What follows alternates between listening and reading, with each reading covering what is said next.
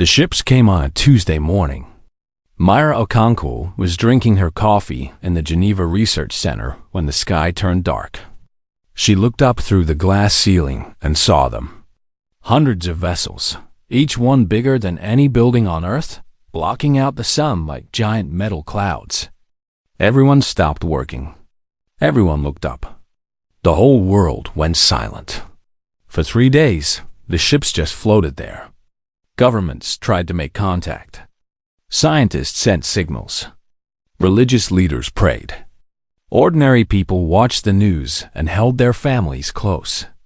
Nobody knew what the aliens wanted. Nobody knew if humanity would survive the week. On the 4th day, they finally spoke. Every screen on Earth showed the same image. A tall creature with gray skin and 4 eyes stood in what looked like a command room. Its voice was cold and flat, translated into every human language at once. "We are the Galactic Consortium," it said.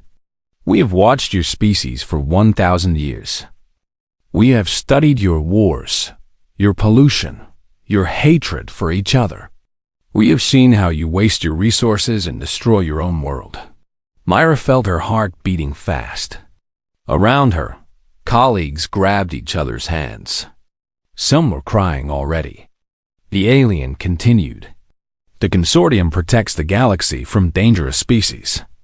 We do not destroy. We correct. Humanity has failed every test of civilization. You are not ready for the stars. You may never be ready." The creature's 4 eyes seemed to look directly at every human at once. "We will remove the tools you have misused. You will start again. Perhaps in 10,000 years, your children's children will learn what you could not." Then the sky lit up with blue fire. Myra remembered falling to the ground. She remembered the lights going out, every screen going black, every machine going silent. She remembered the sound of cars crashing outside as their electronics died. She remembered screaming. When she woke up, the world had changed forever. The aliens had used some kind of weapon that killed all electronics. Every computer, every phone, every car, every plane, every medical device, every power plant. Everything that used electricity was dead. Satellites fell from the sky like burning stars. Planes dropped from the air. Hospitals went dark. Cities that had glowed with light for 100 years were suddenly silent and black. But the aliens were not finished. For 2 weeks, smaller ships flew across Earth. They used strange machines to pull resources from the ground. Rare metals that humans used for electronics, special elements needed for nuclear power, materials that had taken millions of years to form. The aliens took everything they considered too advanced for such a primitive species. Myra watched from a hill outside Geneva as one of these ships worked. It was like watching a doctor remove organs from a patient. Clinical, efficient, cruel. On the last day, the tall alien appeared on a single screen that still worked, powered by their own technology. "You have been corrected," it said. "Use this chance to grow. When you learn to be worthy, we may return. Until then, you are alone." The ships rose into the sky. They formed a pattern that hurt Myra's eyes to look at. Then they folded into nothing and were gone. 7 billion humans stood on a broken planet. No power, no communication, no transportation, no medicine that required electricity to make, no way to pump water to cities, no way to preserve food, no way to call for help from people even a few miles away. The silence was the worst part. Myra had never known true silence before. There had always been the hum of machines, the buzz of lights, the distant sound of traffic. Now there was nothing but wind and birds and human voices raised in fear. The first night was chaos. Myra walked through Geneva and saw things that would haunt her forever. People fighting over bottled water. A hospital where patients on life support had died in their beds. A mother screaming for someone to help her baby. An old man sitting alone on a bench, crying quietly, holding a phone that would never work again. She wanted to give up. She wanted to lie down and wait for death. What was the point of living in a world like this? But then she found something in her pocket. A small solar calculator. A cheap thing she had bought years ago as a joke. It still worked. The simple solar cells had survived whatever weapon the aliens used.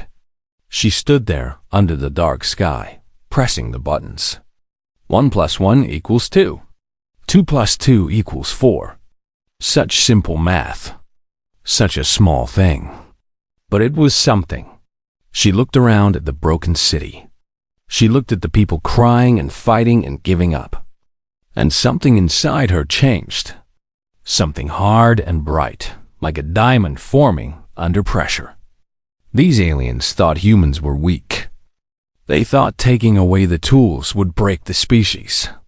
They thought humanity would simply die in the dark. They were wrong. Myra walked to the research center. She found her colleagues huddled inside, scared and hopeless. She stood before them and held up the calculator. "This still works," she said. "It is simple technology. Solar cells and basic circuits. If this survived, other simple things survived too. Hand tools, mechanical devices, books, seeds, knowledge in our heads." Someone laughed bitterly. "What good is a calculator? We are dead. All of us. We cannot survive without our machines." Myra looked at him. Her eyes were calm but fierce. Humans survived for 200,000 years without these machines. We built pyramids with copper tools. We crossed oceans in wooden ships. We created writing and mathematics and medicine with nothing but our minds and hands. She put the calculator on the table. "The aliens said we might be worthy in 10,000 years. I say we prove them wrong in 200. I say we rebuild. Not just what we had. Something better.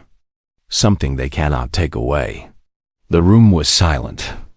Then, slowly, one person stood up. Then another. Then another. Outside, the world was dark and dying. Millions would die in the coming months from cold and hunger and disease. The road ahead would be harder than anything humanity had ever faced. But in that room, in that moment, something began. A spark of defiance that would grow into a fire. A decision to survive, not because it was easy, but because giving up was not in human nature. Myra looked at her people and said the words that would be remembered for centuries. "They left us with nothing. So we will build everything. And when we meet them again, they will not recognize what we have become." The long night had begun, but somewhere in the darkness, humanity was already dreaming of the stars. The first winter killed 400 million people. Kofi learned this number later, when he was old enough to understand what it meant. When he was a child, he only knew that the world was cold and hungry and full of ghosts. His grandmother Mira told him stories during those dark nights. She told him about the time before, when lights never went out and food came in boxes from faraway places. She told him about machines that could talk, and cars that drove themselves, and doctors who could see inside your body without cutting it open. To Kofi, these stories sounded like fairy tales. He had been born 3 years after the abandonment. He had never known the old world. The only world he knew was one of candles and campfires, of walking instead of driving, of growing food instead of buying it. But his grandmother also told him about the aliens, about what they did and why. And she told him that someday humans would return to the stars. How? Kofi asked one night, huddled under blankets in their small house. Myra smiled. She was old now, her hair white, her hands rough from years of hard work. But her eyes still burned with that same fire from the night the aliens left. "One step at a time," she said. "One invention at a time. One generation at a time. The crucible years, people called them. The time when humanity was burned and beaten and shaped into something new. Every comfortable thing was taken away. Every easy answer was gone. Humans had to learn again how to do everything. And they did in the first decade. Communities formed around people who knew the old ways. Farmers who had kept seeds from before the corporate companies took over. Blacksmiths who had learned their craft as a hobby. Doctors who knew how to work without machines. These people became the most important humans on Earth. Knowledge became the most valuable currency. A person who could read and write was precious. A person who understood mathematics was worth more than gold. A person who remembered how machines worked was treated like royalty. Mira created the library networks. She trained young people with good memories to memorize entire books. These runners would travel from community to community, sharing knowledge like bees spreading pollen. One runner might carry a whole chemistry textbook in their head. Another might know everything about farming. Another might remember engineering principles. Kofi became a runner when he was 16. His specialty was physics. He could recite formulas and explain concepts for hours without stopping. He walked hundreds of miles, sleeping in different villages, teaching anyone who wanted to learn. He saw the best and worst of humanity during those years. He saw communities that had built schools and workshops where children learned and adults created. He also saw places where warlords had taken control, where knowledge was hoarded and people lived in fear. But slowly the good places grew stronger than the bad ones. People wanted to learn. People wanted to build. The human hunger for progress was too strong to be stopped by any tyrant. By the time Kofi was 30, the first new power plants were running. Not like the old ones that had poisoned the air and water. These were clean designs, built from first principles by engineers who had to figure out everything from scratch. Without the old books that said, "This is how it is done," they found new ways. Better ways. The Forge Masters, they call these engineers. Men and women who could build anything from raw materials. They made tools that made better tools that made even better tools. Each generation of machines was more advanced than the last. Kofi's wife, Amara, was a forge master. She designed the first new radio transmitter, allowing communities to talk to each other across distances again. She cried when she heard voices coming from a speaker she had built with her own hands. "It is not as good as the old ones," she said, wiping her eyes. Kofi held her close. "It is better," he said, "because we made it ourselves. Because we understand every part of it. Because no one can take this knowledge away from us." This was the philosophy that defined the Crucible years. Nothing was built without being completely understood. Every technology was documented, explained, and taught. Children learned not just how to use tools, but how to make them. If everything was destroyed tomorrow, humanity could rebuild again. The Star Watchers were the dreamers among them. While others focused on survival, these astronomers kept looking up. They ground their own glass to make telescopes. They tracked the movements of the stars and planets.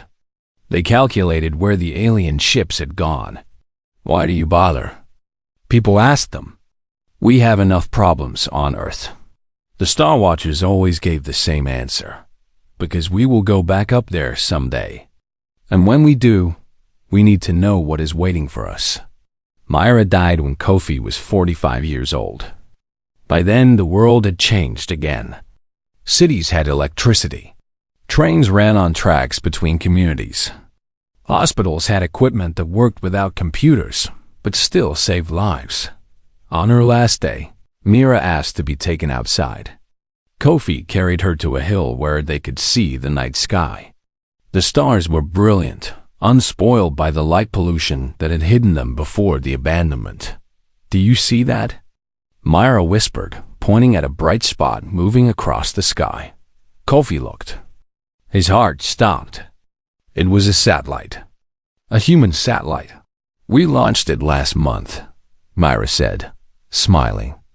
I wanted to see it before I died. Our first step back to the stars. Kofi held his grandmother as she breathed her last breath. Above them, the satellite continued its journey around the Earth. A tiny piece of metal and wire that represented something much larger. Humanity was climbing back up. The next morning, Kofi stood at the Mission Control Center. It was built in an old barn, filled with handmade equipment that looked primitive, but worked perfectly. He looked at the young engineers around him, all of them born after the abandonment, all of them burning with the same fire his grandmother had carried. She is gone, he told them. But her dream lives on. We are not just surviving anymore. We are growing. We are building. And soon, we will be ready to take the next step. He pointed at the sky, where their satellite was circling the Earth. The aliens thought they killed us.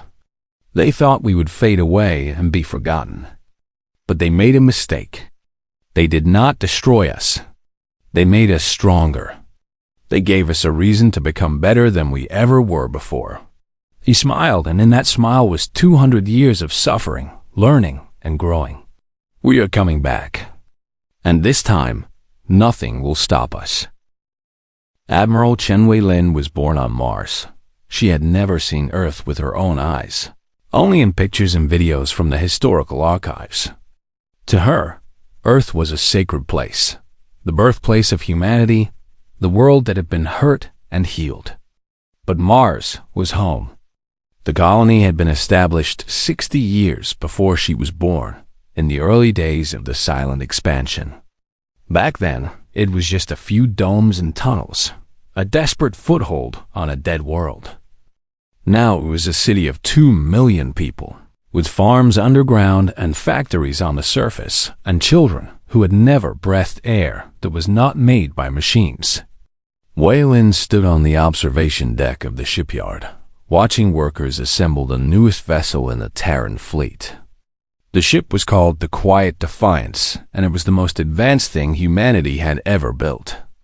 It was also completely invisible to consortium sensors. This was the secret that had allowed humanity to spread across the solar system and beyond without being noticed. When the Crucible years ended and humans began building starships, they discovered something remarkable. The technology they had invented from scratch worked on different principles than consortium technology. The aliens had perfected their science 10,000 years ago and stopped innovating. They knew exactly how physics worked, or so they thought. Their sensors looked for specific energy signatures, specific patterns, specific signs of advanced civilization. Human ships did not match any of these patterns. It was like looking for red cars and missing all the blue ones. The consortium simply could not see humanity coming. Their sensors registered human ships as natural phenomena, space debris, or sensor glitches. Wei-lin had used this advantage for 20 years. She had commanded spy missions to consortium space, mapping their territories, studying their weaknesses, gathering intelligence. She had flown within kilometers of alien warships and never been detected. What she learned had changed humanity's understanding of the galaxy. The consortium was not as powerful as they pretended. They ruled 1,000 species across 10,000 worlds, but it was a lazy rule. They had not fought a real war in 8,000 years. Their military was ceremonial. Their people were soft and comfortable and had forgotten what struggle meant. More importantly, humanity was not the only species they had abandoned. Over the millennia, the consortium had judged hundreds of civilizations unworthy. Most had died out. Some had survived but remained primitive, trapped on their home worlds. None had ever risen again. Until now. Wei-lin received her orders on a cold Martian morning. She was to take the Quiet Defiance beyond consortium space, to the empty regions where no one traveled. Her mission was to find a new home for humanity, a place to build without fear of discovery. How far? She asked the admiral who briefed her. As far as you need to go. Take as long as you need. Just find us somewhere safe to grow. She took 50 crew members, all volunteers who knew they might never see home again. They loaded the ship with seeds and equipment and enough supplies for 10 years. Then they slipped away from Mars in the middle of the night cycle, accelerating toward the edge of known space. The journey took 3 years. They passed through consortium territory like ghosts, recording everything they saw. They watched alien cargo ships moving goods between worlds. They observed consortium patrols conducting lazy sweeps of their borders. They even visited the world where the Velith lived, the species that had pronounced humanity's death sentence 200 years ago. Waylon stood on the bridge and looked at the planet through her telescope. It was beautiful, covered in purple forests and silver seas. Cities sparkled on the continents like jewels on velvet. "They have everything," her first officer said bitterly. Waylon shook her head. "No, they have comfort. They have security. They have routine. But they have forgotten how to grow, how to change, how to fight." She turned away from the screen. "We have something they lost long ago. We have hunger." Beyond consortium space, they found what they were looking for. A cluster of 12 star systems, rich in resources, ignored by the galaxy because they were too far from major trade routes. The consortium had surveyed these systems once, thousands of years ago, and marked them as worthless. They were perfect. Waylon landed on the most promising planet and planted a flag in the red soil. She recorded a message for home. "We have found our new beginning," she said. 12 systems. 23 habitable worlds or moons. Enough room for billions of humans. Enough resources to build a civilization that will rival anything the galaxy has seen. She looked up at the alien sky, at the 3 moons and the rings that circled the gas giant this world orbited. "We will call this the new cradle. And from here, we will spread across the stars. Not as conquerors, not as destroyers, but as builders, as creators, as humans." She paused, and when she spoke again, her voice was hard as steel. "The consortium gave us nothing. They meant for us to die in the dark. Instead, we grew. We learned. We built ships that they cannot see, and weapons they cannot imagine, and dreams they cannot understand." She smiled, and in that smile was the fire that Mira had kindled 2 centuries ago. "One day, they will realize their mistake. One day, they will look up and see us in their skies. And on that day, they will learn what humanity learned in the crucible years." She raised her hand in a salute to the camera. "They will learn what it means to fear the future." Within 20 years, the new cradle had 10 million people. Within 50 years, it had 100 million. Ships came from Earth and Mars and the colonies throughout the solar system, carrying families who wanted a fresh start. And still, the consortium did not notice. They were too busy with their comfortable lives, their ancient traditions, their certain belief that they knew everything worth knowing. They had no idea that in the darkness between the stars, humanity was building an empire born from pain and forged in fire. An empire that remembered every insult, every death, every moment of suffering the aliens had caused. An empire that was almost ready to announce itself to the galaxy. Commander Talith of the Velith patrol ship Serene Judgment was bored. He had been bored for the past 30 years of his career. Nothing ever happened on the frontier patrol routes. The same empty systems, the same routine scans, the same uneventful reports to headquarters. Today was supposed to be the same. His ship dropped out of hyperspace in a system at the edge of consortium space. It was marked in the database as uninhabited, containing only a few rocky moons around a dim red star. Not even worth mining. Talith was about to order the standard scan when his sensor officer made a strange sound. "Commander, there is something on the 4th moon." Talith looked at the display without much interest. "Asteroid impact? Volcanic activity?" "No, sir. The officer's voice was shaking. Lights? Structures? Talith sat up straight. What? The display zoomed in, and Talith felt his four hearts stop beating. A city. A small one, but unmistakably a city. Buildings arranged in neat rows. Landing pads with ships on them. Movement in the streets. People. Living beings on a world that should have been empty. Identify the species, Talith ordered, his voice suddenly sharp. The officer worked his console, then went very pale. Sir, according to biological scans, they appear to be human. Talith laughed. He could not help it. Humans? The primitive species they had corrected over 200 years ago? The ones who should have died out generations ago? Impossible. Run the scan again. I have run it 3 times, sir. They are definitely human. Talith considered his options. This was not supposed to happen. Corrected species did not survive. They certainly did not build cities on distant moons. But clearly, something had gone wrong with the humans. No matter. He would fix it. Power up weapons, he ordered.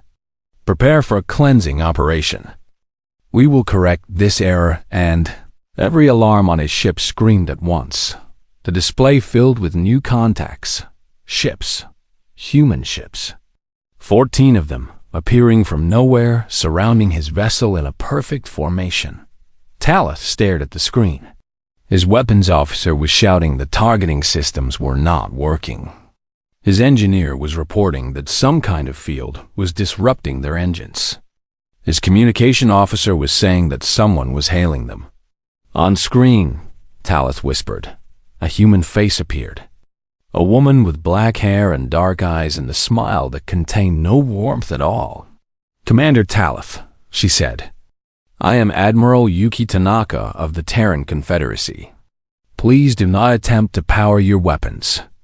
We have disabled your offensive systems. We have no wish to destroy your ship, but we will if necessary. Talith found his voice. This is impossible. How did you? Where did you come from? The Admiral's smile grew wider. We came from Earth, the world you left to die. The species you judged unworthy of the stars. She leaned forward, and her eyes were like black holes pulling in all light. We did not die, Commander. We grew. For 209 years, we grew. While your consortium sat comfortable and content, believing it knew everything, we were building, learning, expanding. We have 47 colony worlds now. 200 warships. 12 billion people. Talith felt like he was falling. The numbers did not make sense. Nothing made sense. That is not possible, he said weakly. Your consortium made a mistake, Admiral Tanaka said. You assumed that taking our technology would stop us. You did not understand that technology is not what makes humans dangerous. What makes us dangerous is that we never give up. Never. You could take everything from us, and we would still find a way to survive, to grow, to come back stronger. She gestured, and the display showed more data. Images of human cities on dozens of worlds. Ships in construction yards. Factories and farms and schools and hospitals. A civilization that had risen from nothing in 2 centuries. We could destroy you right now, the Admiral said. Your ship, your crew, everyone on board. Your weapons cannot hurt us. Your engines cannot escape us. You are completely at our mercy. Talith closed his eyes. This was how he would die. Killed by a species that should not exist, in a system that should have been empty. But death did not come. Open your eyes, Commander. He obeyed. The Admiral was still there, still smiling. We are not going to kill you. We are going to let you go. We are going to repair your ship, treat your wounded, and send you home. Why? The word came out as a croak. Because we want you to deliver a message. We want the consortium to know that humanity has returned. We want them to see the evidence. We want them to understand what they created when they tried to destroy us. She held up a small device. This contains everything. Our history since the abandonment. Our technology. Our numbers. Our locations.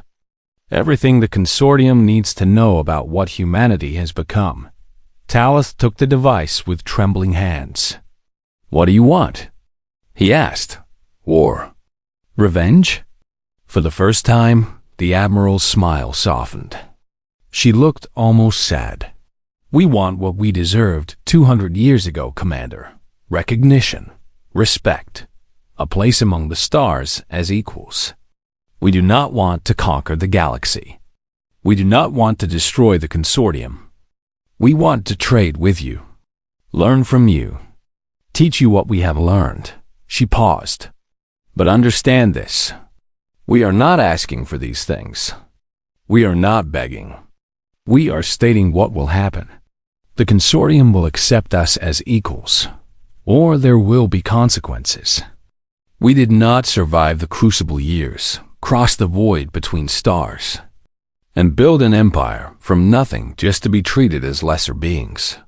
The Admiral stood tall, and behind her, Talith could see her bridge crew. Humans of all colors and ages, watching him with eyes that held no fear. "Tell your leaders that humanity remembers what was done to us. Tell them we have not forgotten a single death, a single tear, a single cold night in the dark. Tell them that we chose to offer peace instead of war, cooperation instead of revenge." Her voice hardened. "And tell them that if they reject this offer, they will learn exactly how dangerous a species can become when it has nothing left to lose." The transmission ended. True to her word, the humans repaired the Velith ship and released it. Talith flew home in silence, carrying the device that would change the galaxy forever. And in his mind, one question echoed over and over. What have we done? The Grand Assembly of the Galactic Consortium had not seen such chaos in 10,000 years. Representatives from 400 species filled the great amphitheater. Their voices raised an argument, their bodies displaying every sign of fear and anger their various biologies could produce. At the center of the chamber, a holographic display showed the data that Commander Talith had brought home. Human worlds, human ships, human faces, an entire civilization that should not exist. Cirith watched from his seat in the upper gallery. He was old now, ancient by Velith standards, but his mind was still sharp. Sharp enough to remember the day he had stood before humanity and pronounced their sentence. Sharp enough to understand exactly what this meant. "They should have died," a Kralith delegate was shouting. "The correction protocol has never failed." "How is this possible?" "We must attack immediately," another voice called out, "before they grow any stronger. We have 1,000 warships. They have only 200. Did you not see the data?" Someone else replied, "Their ships disabled a Velith patrol vessel without firing a single shot. They have technology we do not understand." The arguments continued, growing louder and more fearful. Cirith listened for a long time. Then, slowly, he rose from his seat. The chamber fell silent. Everyone knew who he was. The diplomat who had judged humanity. The one whose decision had led to this moment. "I have read everything in their data package," Cirith said, his voice carrying across the vast space. "Not just the military information. Not just the numbers. I have read their history. Every year of it. Every triumph and every tragedy." He descended the steps toward the central platform, his whole body moving with careful dignity. "Do you know what they did when we took their technology? They did not give up. They did not descend into chaos and die. They organized. They shared knowledge. They rebuilt everything from basic principles." He reached the platform and looked up at the assembly. "Do you know what they did when we took their resources? They did not starve and disappear. They learned to make more from less. They invented technologies we never imagined because we never had to imagine them. His 4 eyes swept across the crowd. Do you know what they did when we left them to die in the dark? They lit their own fires. They kept each other warm. They told their children stories about the stars and promised them that someday they would return. The chamber was completely silent now. We did not correct humanity, Sirith said. We forged them. Every obstacle we placed in their path made them stronger. Every cruelty we inflicted taught them to be tougher. We thought we were breaking them. Instead, we were creating something the galaxy has never seen. A Velith military commander stood up. What are you saying, Elder? That we should surrender to these animals? Sirith turned to face him. I am saying that we should listen. Really listen. Not to what we think we know about humanity, but to what they are actually telling us. He activated the holographic display, showing the message Admiral Tanaka had recorded. They are not asking for war. They are asking for recognition. They are asking to be treated as equals. They could have attacked us. They could have destroyed Talith's ship and started a campaign of terror across our space. Instead, they let him go. They gave us information. They reached out with an open hand. A trick, someone said. They want us to lower our guard. Perhaps, Sirith agreed. But consider the alternative. We reject their offer. We attack them. What happens then? He pulled up more data from the human files. Their ships are invisible to our sensors. We cannot find them unless they want to be found. Their weapons operate on principles we do not understand. They have had 200 years to study our weaknesses while we did not even know they existed. He looked at the military commander. And most importantly, they are humans. The species that survived a correction. The species that rebuilt civilization from nothing. The species that crossed the void between stars and ships made from salvaged metal and determination. Do you really want to go to war with a people like that? The commander had no answer. An elder from another species rose. What do you suggest, Sirith? Sirith was quiet for a long moment. When he spoke, his voice was heavy with 2 centuries of regret. I suggest we accept their offer. Not because we are weak. Not because we are afraid. But because it is the right thing to do. He turned to face the full assembly. We were wrong about humanity. We judged them by their worst moments and ignored their best. We saw their wars and missed their courage. We saw their pollution and missed their creativity. We saw their divisions and missed their ability to unite against common challenges. His voice grew stronger. The consortium has ruled the galaxy for 10,000 years by correcting species that we deemed unworthy. In all that time, not one corrected species has ever risen again. Until now. Does this not tell us something? Does this not suggest that perhaps our judgment was flawed? He raised his hand toward the holographic display, which now showed the human ambassador waiting to address the assembly. Humanity is offering us a chance to be better, to admit our mistakes, to grow and change, the way they grew and changed. I say we take that chance. The vote took 3 days. 3 days of arguments and debates and fears expressed and answered. In the end, it was not close. The consortium agreed to accept humanity as an equal partner. 1 year later, Sirith stood on Earth for the first time. He walked through the rebuilt cities, past monuments inscribed with the names of those who had died in the Crucible years, under a sky filled with human satellites and stations. The welcoming ceremony was held in Geneva, where Mira Okonkwo had first decided that humanity would not surrender. Her great-great-granddaughter, a young woman named Amara, gave the address. You left us with nothing, she said, looking directly at Sirith. No technology, no resources, no hope. You expected us to disappear. She smiled, and in that smile, Sirith saw echoes of every human who had refused to give up during the long dark years. Instead, we built everything. From the ashes of our old world, we created something new, something stronger, something that did not just survive, but thrived.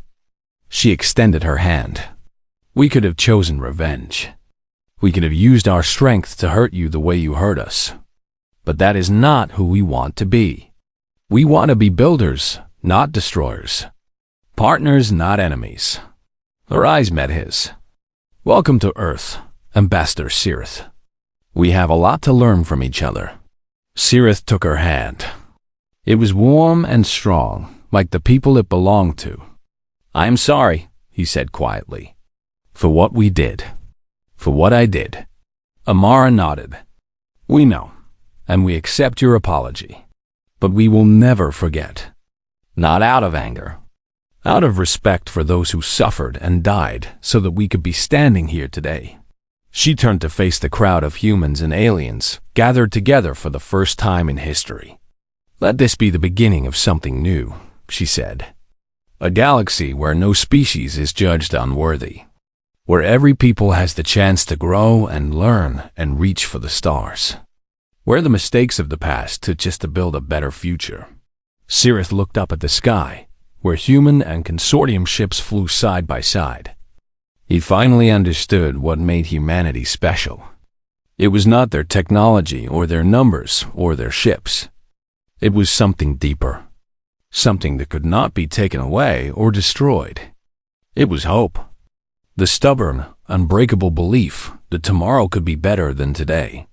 That even in the darkest night, dawn would come. That even when everything was lost, something could still be built from the ruins. The consortium had tried to extinguish that hope. Instead, they had spread it across the stars. And now, for the first time in 10,000 years, the galaxy had a future worth believing in.